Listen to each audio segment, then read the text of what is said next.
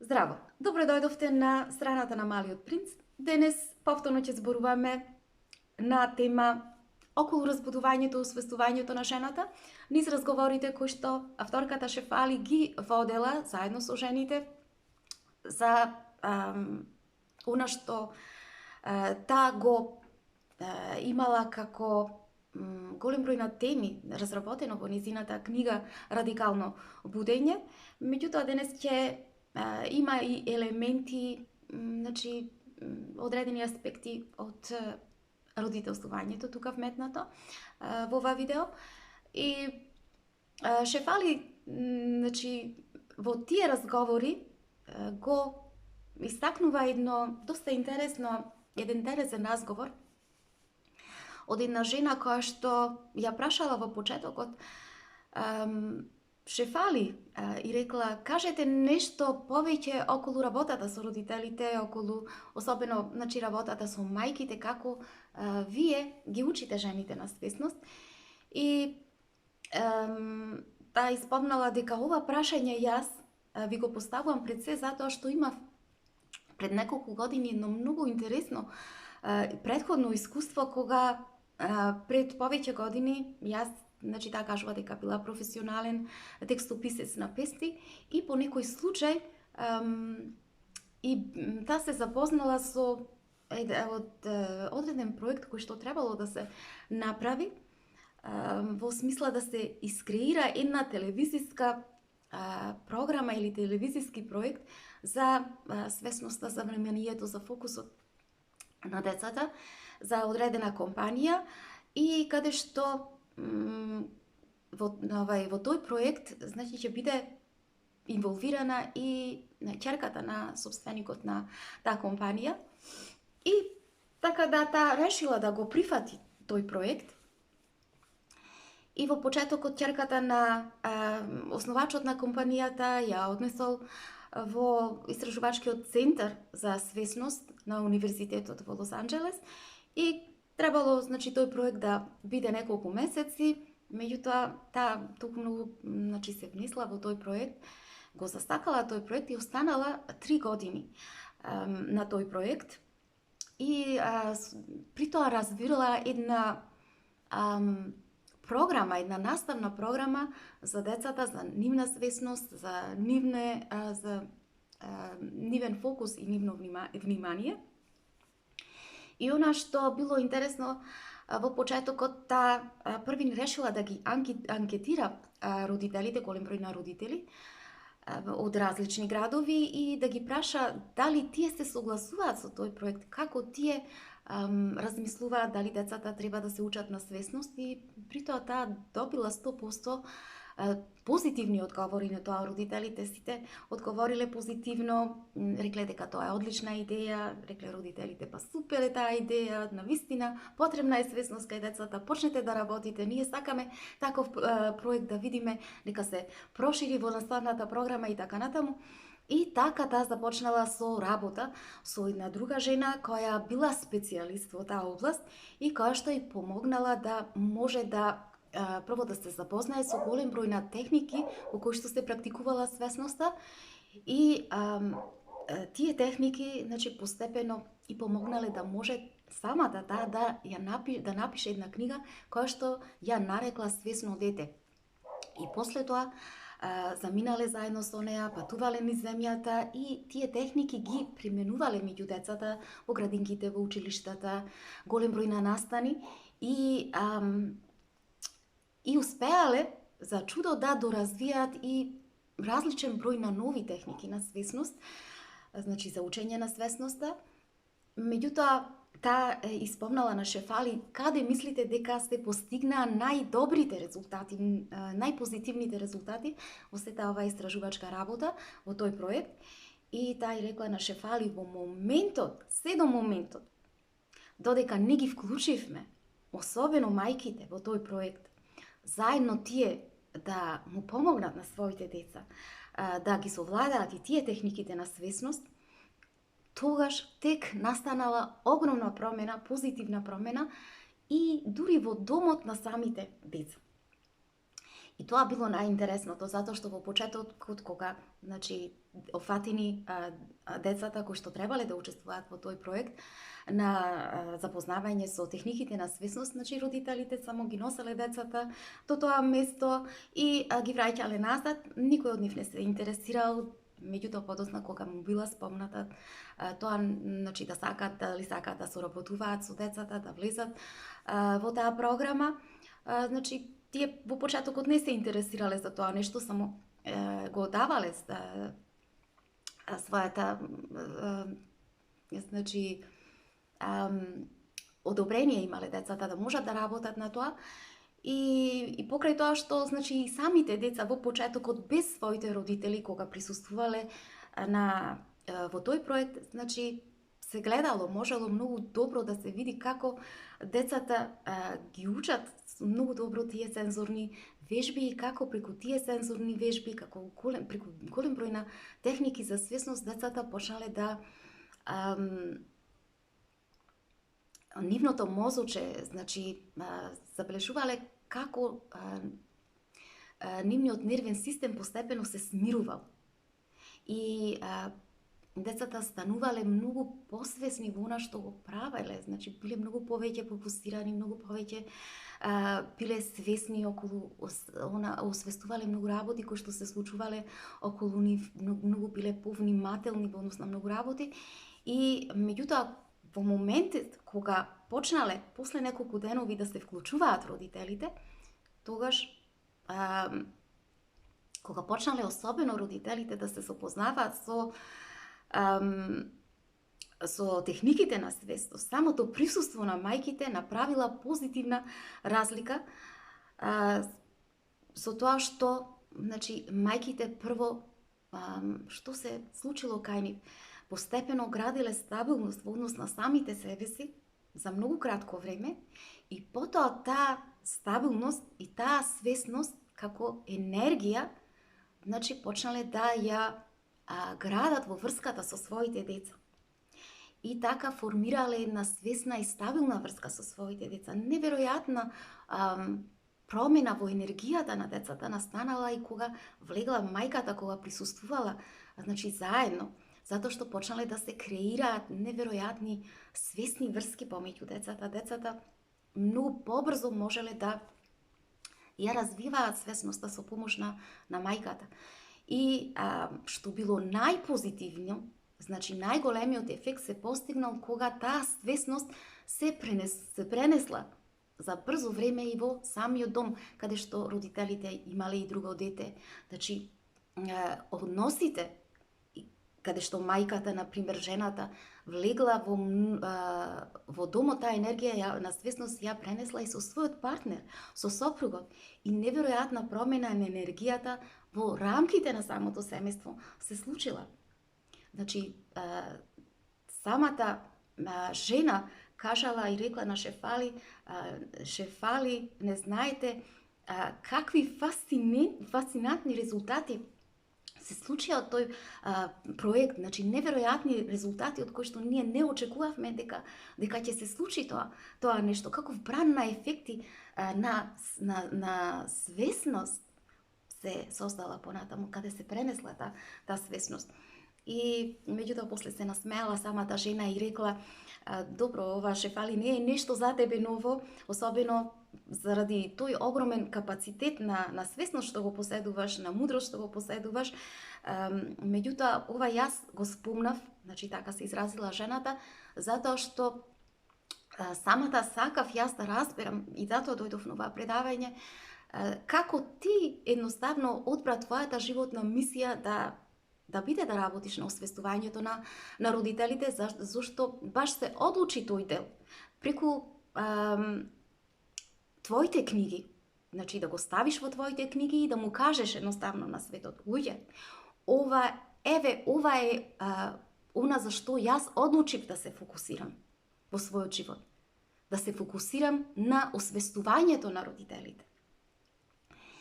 И затоа што и самата таа кажува, значи ти си можела да тргнеш по милион други правци, имајќи го предвид твоето знаење, твојата работа, твоето искуство животно, ама сепак си одбрала тоа нешто да го направиш и што е она што ти си сакала да го постигнеш од страна на родителите.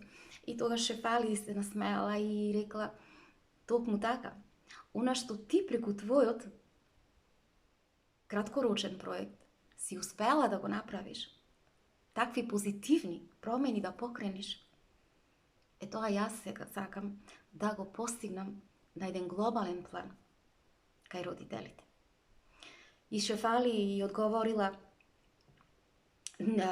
продолжила со нејзината приказна, значи во она што сакала да го направи и рекла дека значи низ годините преку својата клиничка пракса 25 години со работа постојано со децата, работа постојано со родителите, имајќи го своето искуство, родителско искуство, имајќи ја предвид и медитацијата која што ја практикував толку многу години, 20 и повеќе години, како и значи животните искуства кои што ги имав, што разбрав? Разбрав дека сршта на напредокот на нашата планета, на една планета е во суштина е развивање на свесноста кај жената.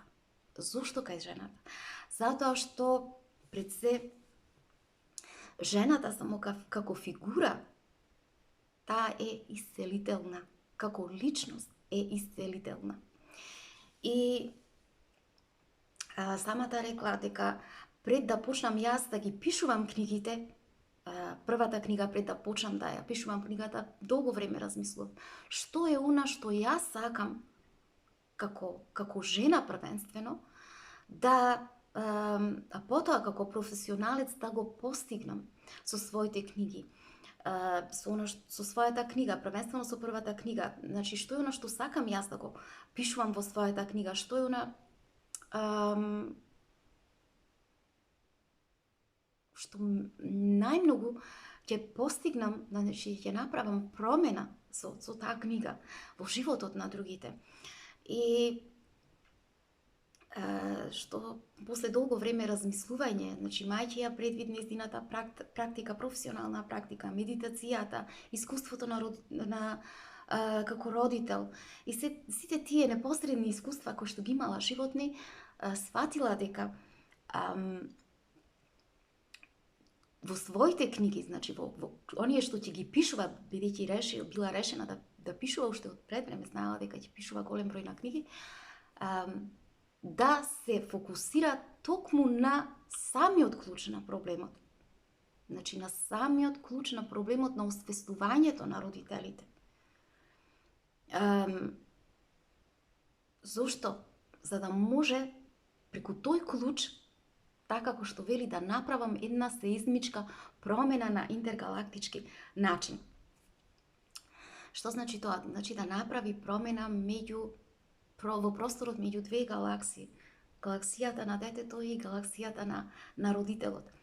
И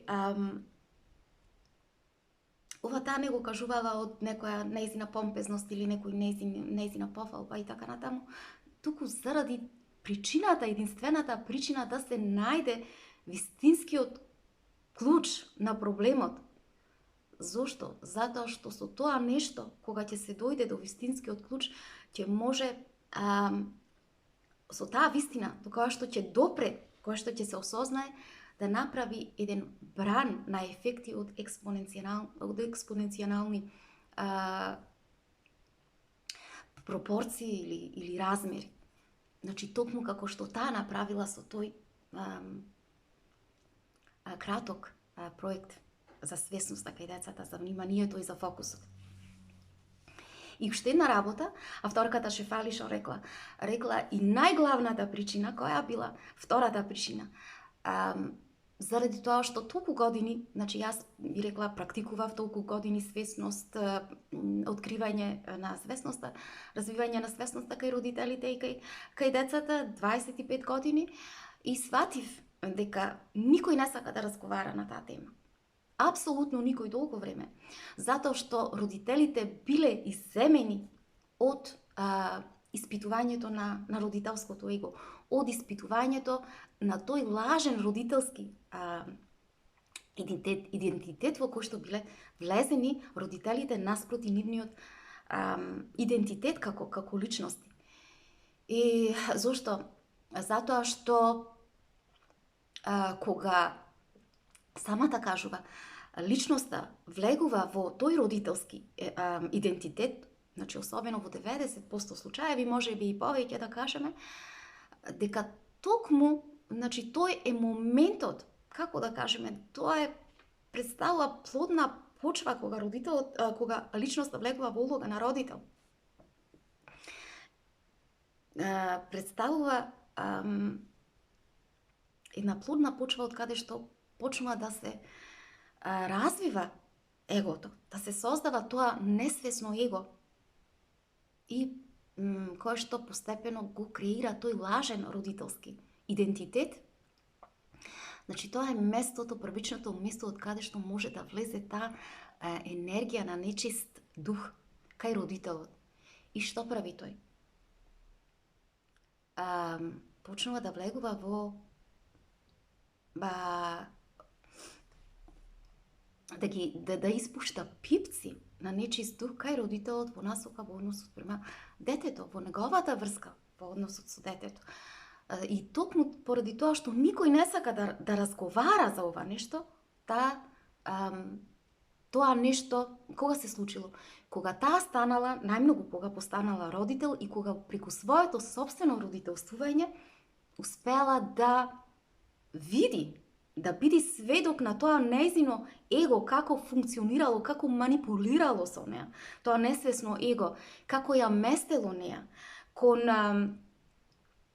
злобни мисли кон собственото дете, како ја создавало напукнатини во односот на доверба спрема своето собствено дете, како едноставно значи почнало да разнишува довербата меѓу неа и нејзиното дете, значи ја напаѓало нејзината добрина и преку тие мисли, злобни мисли кои што се раѓале кај неа, значи тоа его родителско, лажно его,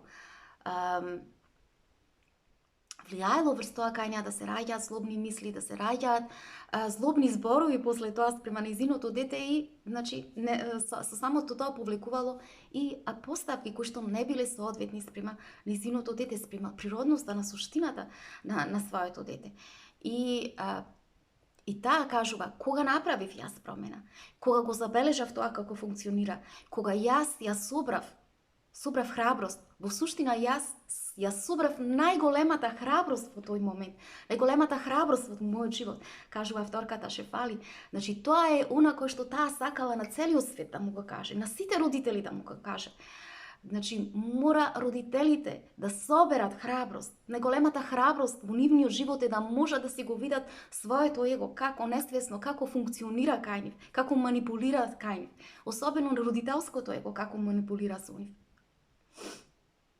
Како бара од родителите да креира деца кој што ќе биде спрема родителскиот трк, спрема нивната фантазија. И со тие од нивни очекувања, родителски очекувања, со нашите родителски очекувања, во суштина ние како ги ништиме шансите на нашите деца да можат да се ја изразат својата собствена судбина. И тука, значи, токму во тој момент, кога ние влегуваме во улога на родители, почнува да се раѓа, да расте тоа несвесно его. И од тоа несвесно его, значи, од тој момент почнува да се раѓа во суштина злобата. Тоа е основата на злобата, на егото, на сиот тој, како да кажеме, на таа сета несвесност, родителска несвесност, која што гледаме денеска со огромно темпо се движи на глобално ниво. Тој нечист дух колку многу преовладува меѓу родителите и меѓу децата. Зошто го набобнува тоа? Затоа што му се одзема на детето, значи родителите преку тоа несвесно его му ја ги вадат децата од нивната природност. Му ги одземаат приликите на самото дете да може да си ги развие своите природни капацитети, природни способности да може да стане автентично самото дете. Како го прави родителот? Па на ист начин како што човекот, значи, ја кради природноста од земјата, планета. Значи, ја вади планетата Земја од незината природност. Како? Преку загадувањето на воздухот, преку загадувањето на почвата, преку загадувањето на водата.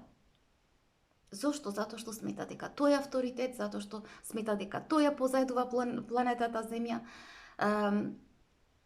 и смета дека тој ја креаирал. И неговото несвесно его го тера на узурпации. Ја вади природноста на земјата. И ја носи во една негативна конотација, во една дисфункционалност.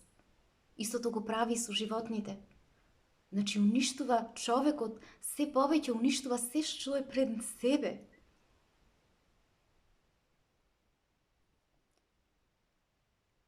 Понатаму пренесувајќи го тоа на децата, преку родителствувањето и пренесувајќи го после тоа еден врз друг, како личности. Значи, кога Шефали еднаш сватила дека тоа его е проблемот, несвесно его на целокупната дисфункционалност, таа решила својот живот да си го посвети во насока на откривање на тоа несвесно его. Зошто? Со цел да може да направи една промена на глобално ниво.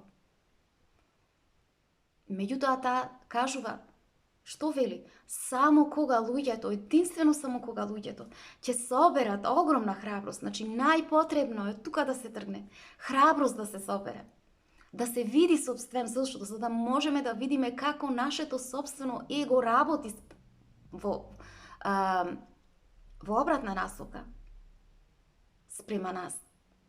Значи, да го диагностицираме нештото, да го сознаеме нештото, колку ние сме биле обземени од таа нечестива енергија на несвесно его, кои што не водат кон несвесни мисли, кон несвесни постапки. И единствено тогаш ние како луѓе ќе можеме, значи, да се видиме до каде сме дојдени, што правиме и да направиме после тоа да тргнеме по патот на една позитивна промена. И слушајќи го ова сето, жените почнале да ја прашуваат Шефали, па добро, Шефали, кажи кој е начинот да можеме да искоригираме таа несвесност, да можеме да направиме, да се искоригираме, да направиме една промена на сета таа несвесност во позитивна насока, од каде да тргнеме.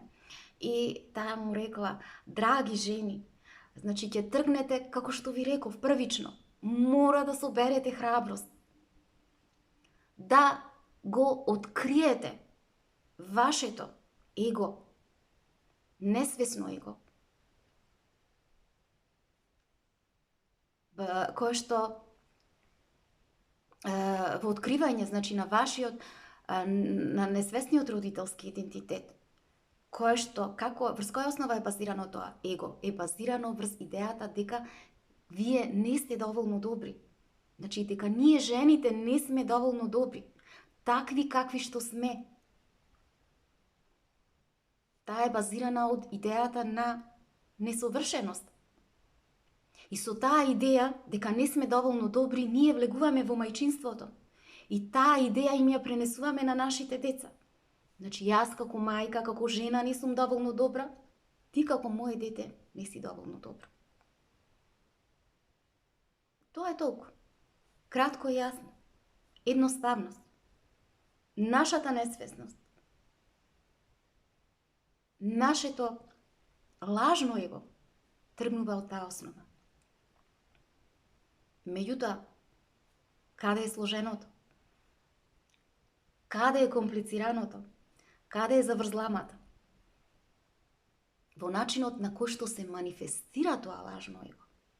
Начините на кои што се манифестира тие манифестации се многу комплексни, се многу сложени, се многу подмилни, дури и некои се смртоносни, можеме слободно да кажеме. И ако ние не сме доволно свесни во тоа нешто, за тоа нешто, значи ако не можеме ние да ги забележиме, да ги диагностицираме, да ги видиме, ние нема да можеме да тргнеме по патот на свесноста, значи да се искоригираме себе си. Не можеме да разбереме како со нас манипулира нашето его, за да можеме да ја направиме таа корекција.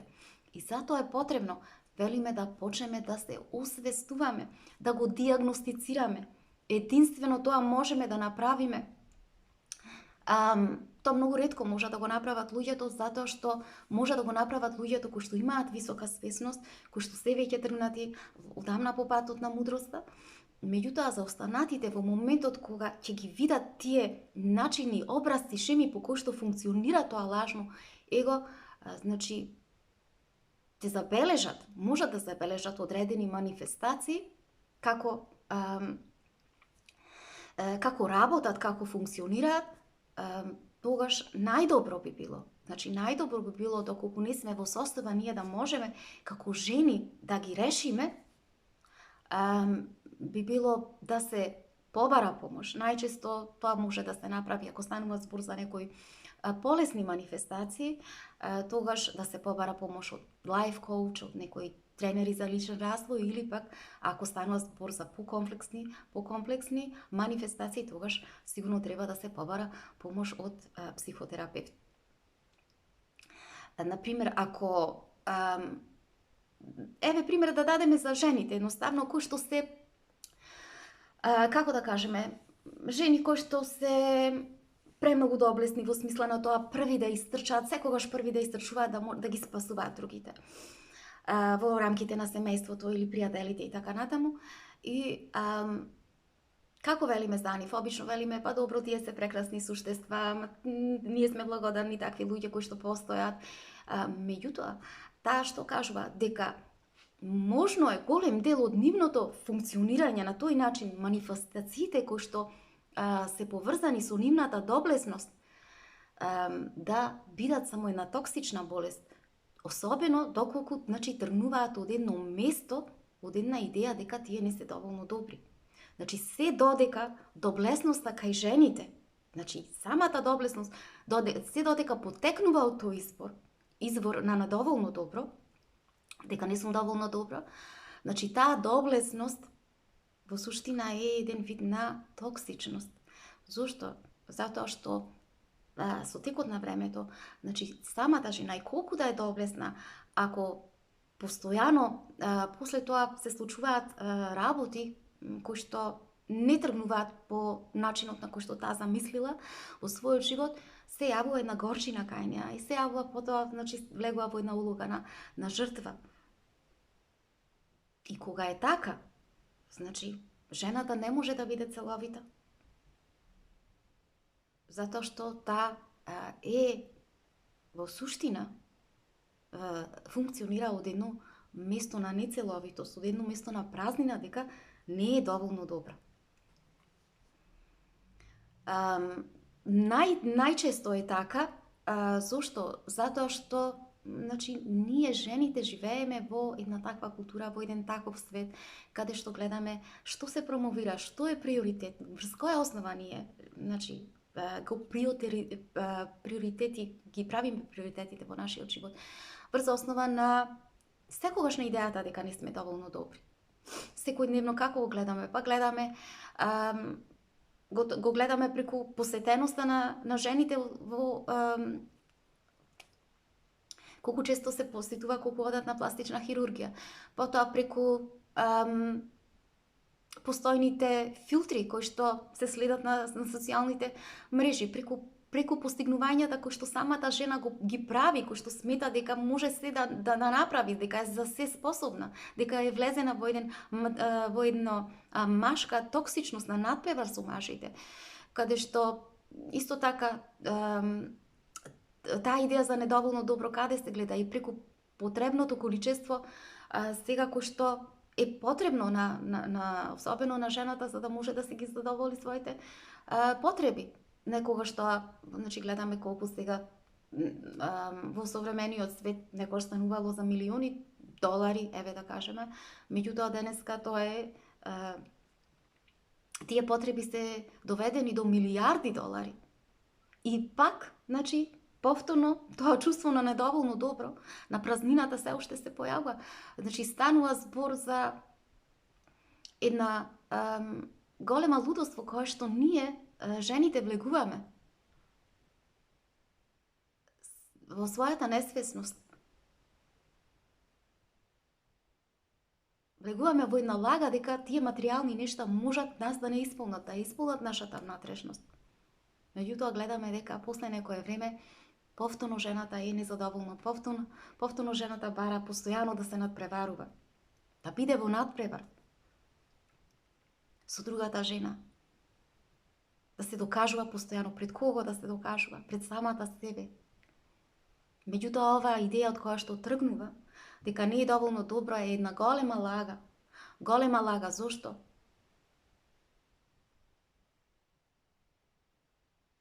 Затоа што не ја носи кон нејзината целовитост. Значи, проблемот каде лежи? Лежи од самиот почеток. Од самиот почеток. Имајќи го тоа како од мали, како девојчиња, потоа одиме во младоста, значи, кога стануваме жени, влегуваме во мајчинството со таа идеја дека не сме доволно добри, не се доволно добри нашите деца, и од таа идеја на недоволно добро ние ги воспитуваме своите деца. Ако некое дете, значи додека е мало, му се купи, забележиме, компјутер, или му се купи лаптоп, или му се купи небитно ролери, некои посовремени, ние што правиме? Одма скокаме. Мислиме дека треба и нашето дете тоа да го поседува. Зошто? Затоа што нема да биде доволно добро. Ние треба како родители преку материјалното мислиме дека ќе го етикетираме нашето дете дека е доволно добро. Потоа на училиште, ако не му се сите петки, нашето дете не е доволно добро. Ако не се запише на најдобриот универзитет, нашето дете не е доволно добро. Ако не се вработи на добро работно место, не е доволно добро. Ако не зема плате со одреден број на цифри, не е доволно добро. Ако не се ожени, омажи во одредено време, моето дете не е доволно добро. Ако не создаде свое семејство, фамилија, не купи кола, не купи стан со одредена цифра, не е доволно добро. Губитник е моето дете. Ништо не успеа. Се разочаруваме, нашите очекувања не се исполнети како родители. Зошто? Затоа што ние доаѓаме од место на недоволно добро и таа идеја постојано му ја носиме на нашите деца, му правиме огромни притисоци, создаваат огромни фрустрации. Уште од мали децата таа нечестива енергија создава состојба на анксиозност кај децата, создава состојба на агресивност, и потоа сме замислени и зачудени зашто нашите деца се анксиозни, зашто нашите деца се агресивни постојано, зашто се случуваат агресивни работи во овој свет се повеќе и повеќе. Затоа што сме тргнале од тоа место на недоволно добро, затоа што нашите очекувања се премногу високи.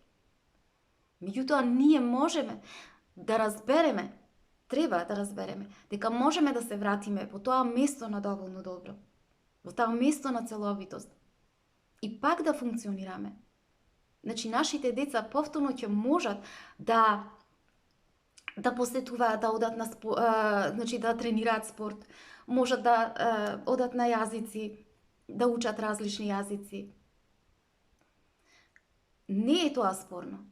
Меѓутоа, овој пат нашите деца ќе тргнат од нивните вистински потреби. Значи, ние ќе ги гледаме потребите, вистинските потреби на нашите деца, да можат, значи, да им дозволиме на нашите деца, ние како родители, преку напуштањето на нашите очекувања, преку кога ќе си го видиме ние своето собствено его, како функционира, кога ќе го напуштиме тоа наше его, ние ќе ги напуштиме и нашите очекувања спрема децата и ќе ги гледаме вистинските потреби на нашите деца, што е она што на нашето дете му е потребно да може да се изгради како вистинска личност, да може да ги и изгради своите вистински капацитети, да ги развие своите потенцијали. Меѓутоа, кога е тоа можно? Тоа е можно единствено ние како како луѓе да живееме во една општествена заедница во која што приоритетите нема да лежат врз таа основа, значи да се напуштат сите тие приоритети кои што се базирани врз таа идеја на недоволно добро. Значи ќе се смени свеста на самата култура и ќе почне да се тргне од една поинаква перспектива.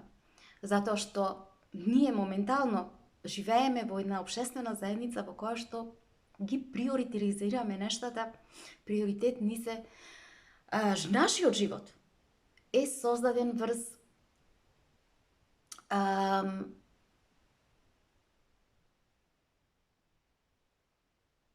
врз една идеја, значи која што тргнува од место на недостаток, од постојан глад за материјалното. Предност им даваме на материјалните нешта. Владее сребролюбието, владее љубомората, владее посесивноста, владее грандиозноста. Јас сум поголем од другиот. Јас имам право на. Владее злобата.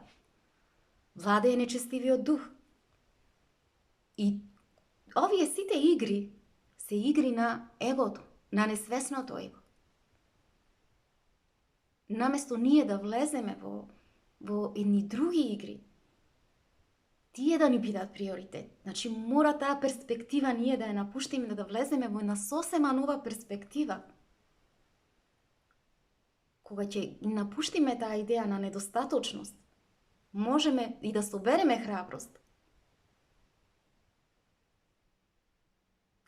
да речеме јас сум доволно добро онаква каква што сум, по својата ограниченост, дека таква каков што сум, јас сум целовита, можеме тогаш да зборуваме дека ќе тргнеме по патот на просперитетот, значи да влеземе во игри на просперитет, на напредок, да ги играме тие игри на искреност, на искрена радост, за среќата на другиот, на чувство за искреност спрема другите, на доблесност спрема другите, на сомилост, на симпатија спрема другите, на емпатични чувства спрема другите, на развивање на искрена љубов за себе и за другите. Тогаш ние ќе ги играме игрите на духовното битие, на есенцијата, на нематеријалната есенција.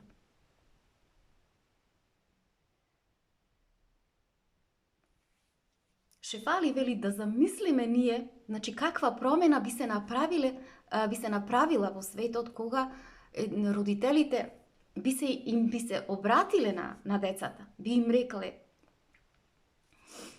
вие сте целовити, онакви какви што сте. Вие сте целовити.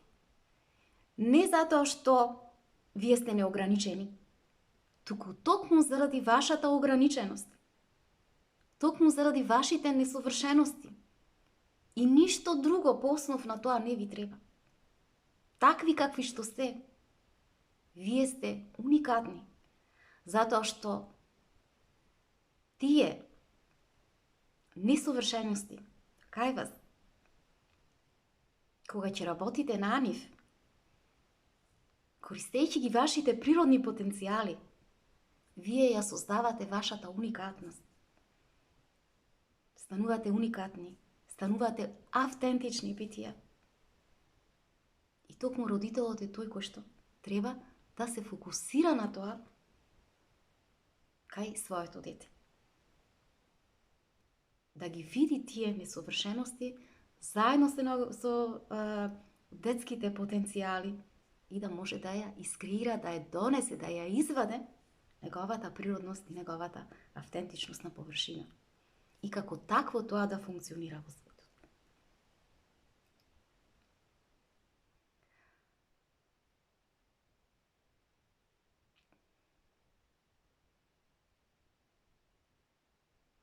Меѓутоа, значи, сето тоа може да се случи, меѓутоа треба да се направи огромна промена.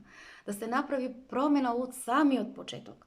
Значи, сите луѓе, особено родителите, значи, мора да соберат храброст.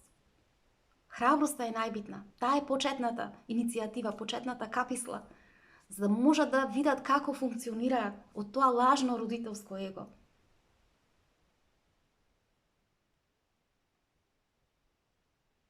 И да почнат да се соочат со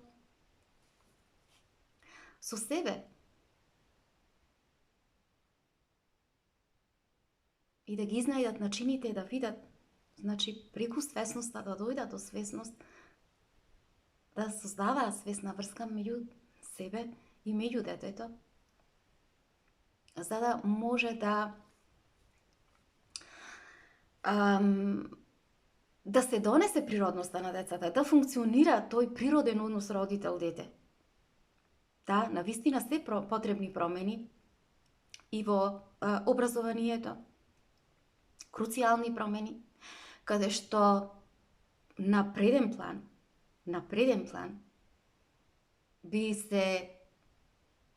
би било емоционалната интелигенција кај децата, значи би се фокусирало образованието на емоционалната интелигенција, на развивање на емоционалната интелигенција,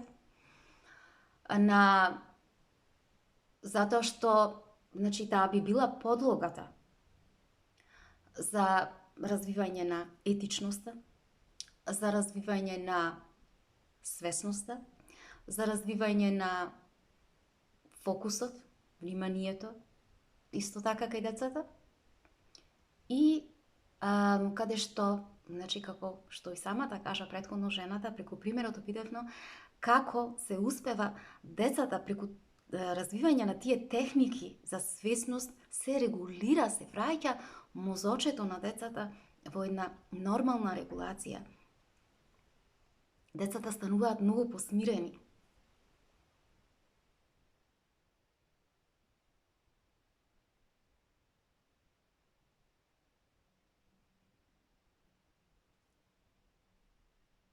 Преку таква промена во процесот на образованието, значи, ќе тргне промената. И позитивната промена, значи, појавата на свесноста. Мора да се почне од самите деца.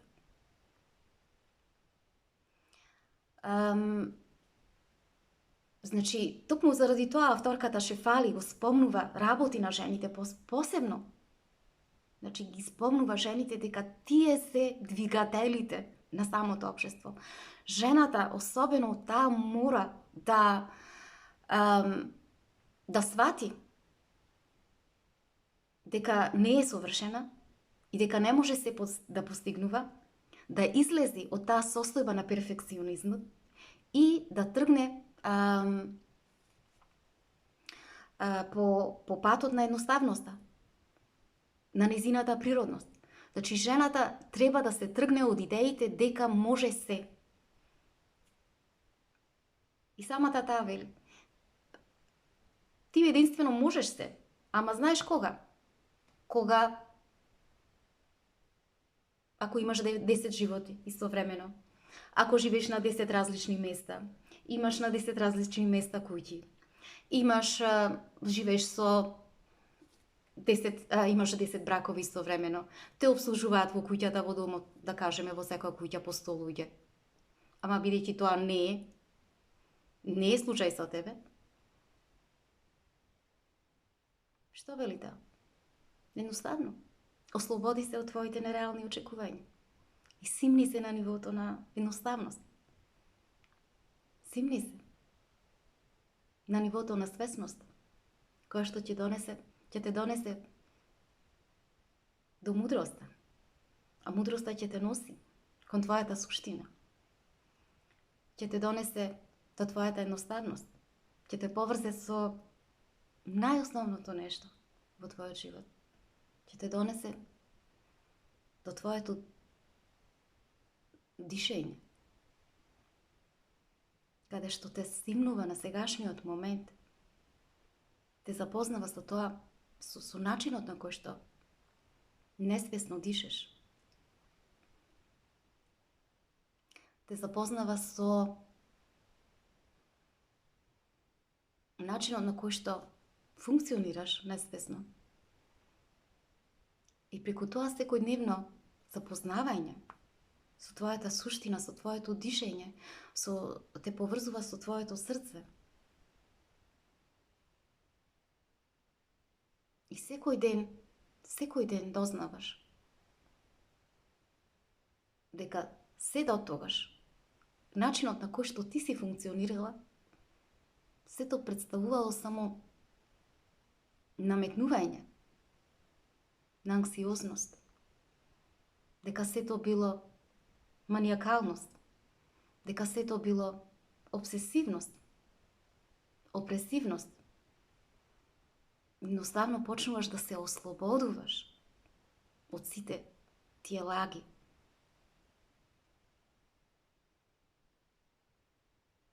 Се ослободуваш истовремено, од тие лаги кои те носат во една стегната состојба и те вадат од твојата сегашност. И затоа жената треба да почне секој ден да го вика: јас живеам обичен ден, јас родителствам обични деца.